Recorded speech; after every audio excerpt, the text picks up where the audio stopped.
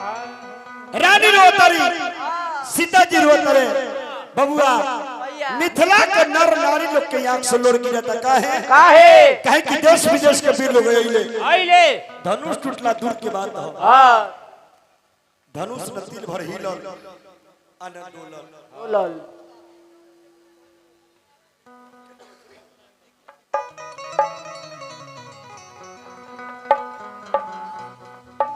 रानी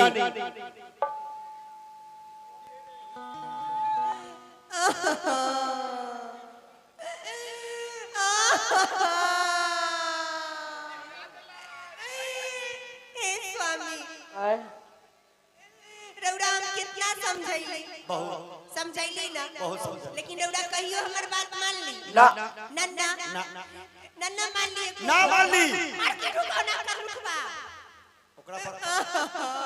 ओकरा पर कला खिसिया हे स्वामी प्राण प्रिय हेलो रउरा हम कितना समझैली बहुत समझै लेकिन रउरा हमर बात मान ली ना तनको नन्ना ई चिड़ी के तनको लाज लगै छै ओकरा पर कला के एकर कोन दोष है नन्ना मान ली हम अब हम उड़कर मानब नन्ना अब ताहा के बुझाइते हो बुझाइए कहियो ना कहियो हमरा नजर से दूर जानो तो ऐसा बुझली कि ना रानी हिम्मत रखो धरती पर कोनो न कोनो वीर आएगा हे स्वामी हमरा मर जाए तू मर जाबो तो हम केकरा लेके रहो के लीवारा हमरा मतलब ना कथि लेबो जमरवा मार ले रानी हिम्मत रखो हे आमा जी हे कोई से दामा उखारली है आमा जी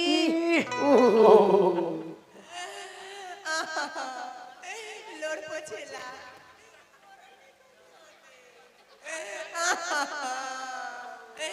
हे चाची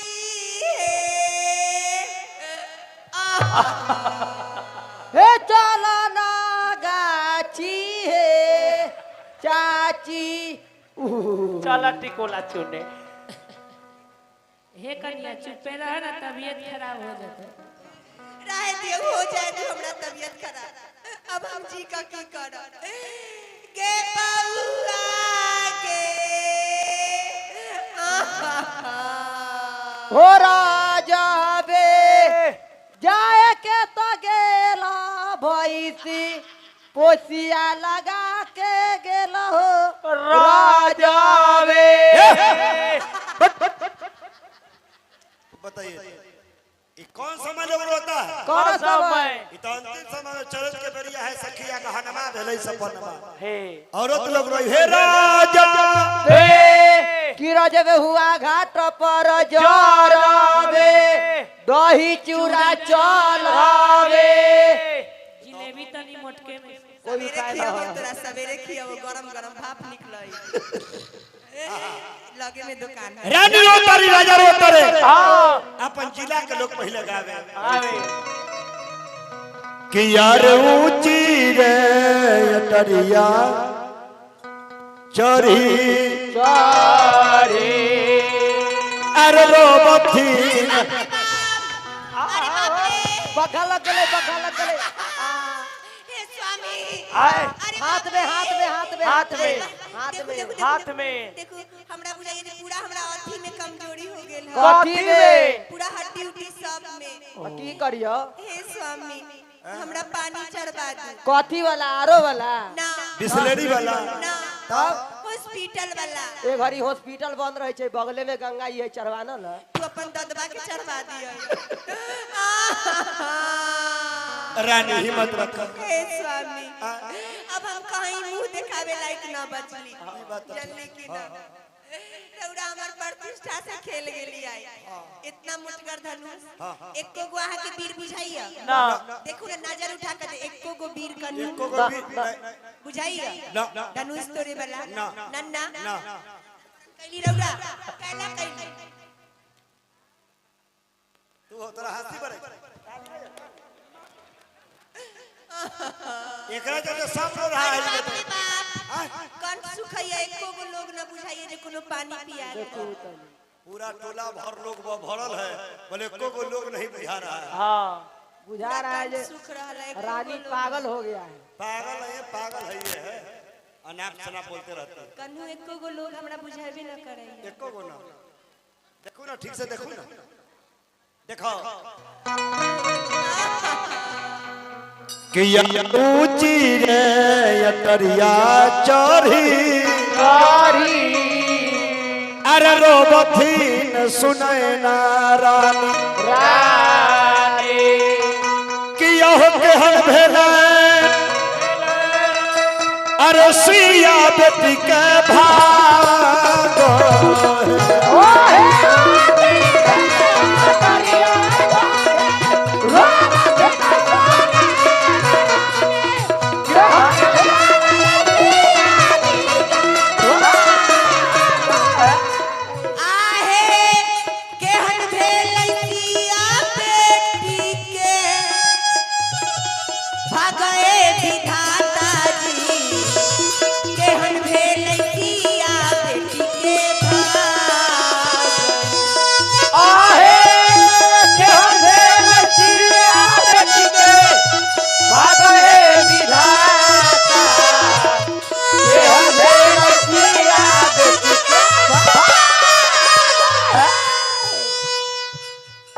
कमेटी के लोग कहने वाली राजेश रंजन जी अमित जी दोनों अमित जी गायब हैं प्रकाश जी हरिंदर जी हाँ जी सब आदमी सामने आइए। कहाँ गए सब आदमी थकनी दूर करेंगे तनी चाय के जुगाड़ लगवाओ किया हो काहे लागी आहे बेटी अरे गंगा नहाइलू रमा अरे कहे कैलू बरत है ये ताबार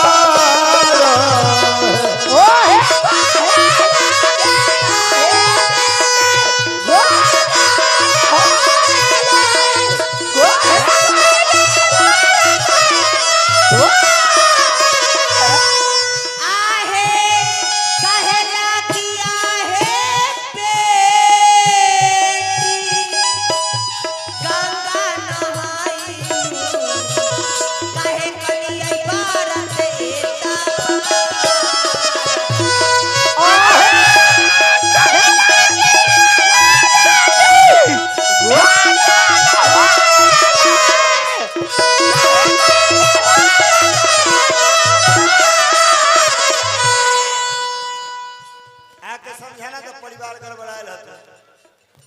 ना समझता किया है सारे विदेश के अरे बीर भूपयाइले रमा अरे बीर भूपयाइले अरे कहू से न टूट हलई अरे धनुष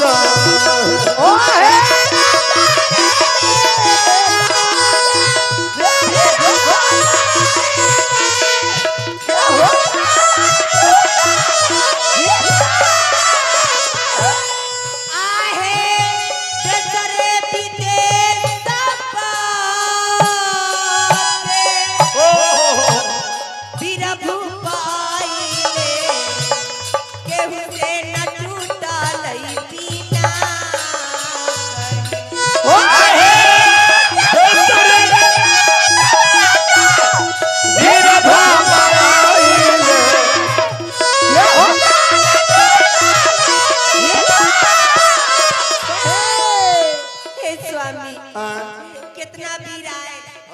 पैंट खोल कर चल गए कपार फोड़ लेलक अतइयो आहा के बुझाइए जे वीर है धरती पर एको गो धरती पर वीर नहीं एको गो हमरा ना राजा जनक जी अफसोस करते रहे कि धिकार है जिंदगी के धिकार है वीर लोग के हो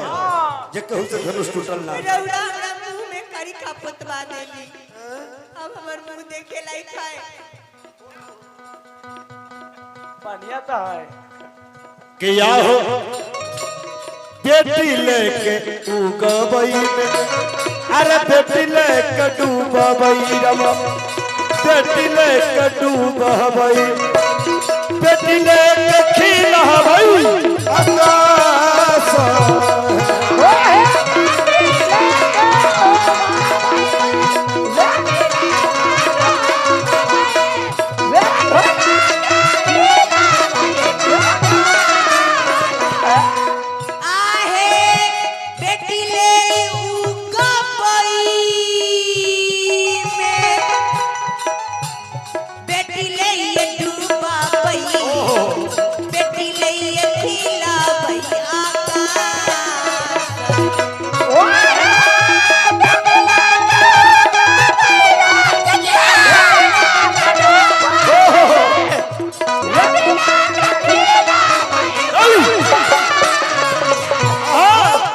होते सारे विदेश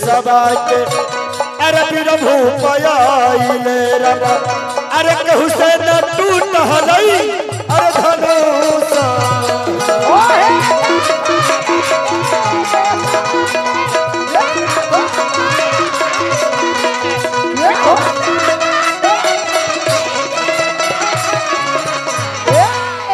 रानी रोता रे सीता जी रोता नहीं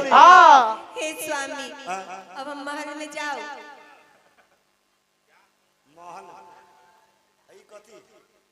दूरा पर आती बैठा भले तो रोती है दिखाती है सबको दिखा ना दिखा महल में चल जाओ ना महल में चला शौचालय में चल जा रो के उठलो शौचालय में जाना दिनों दिनों भसियाल जाई छै रौरा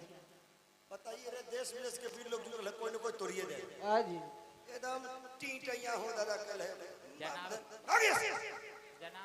एहे धनुष बा उठा का देह पर पटक देवा वीर लोग से धनुष ना उठाल आइन से धनुष उठ जाई ठीक वही घड़ी हां माहौल जब गड़बड़ाए लागल बबुआ भैया जनक के महाराज कल की मैं जानता कि धरती वीर से भीड़ है तब वही घड़ी गुरु विश्वामित्र मुनि भगवान राम से कहले कि हे राम राम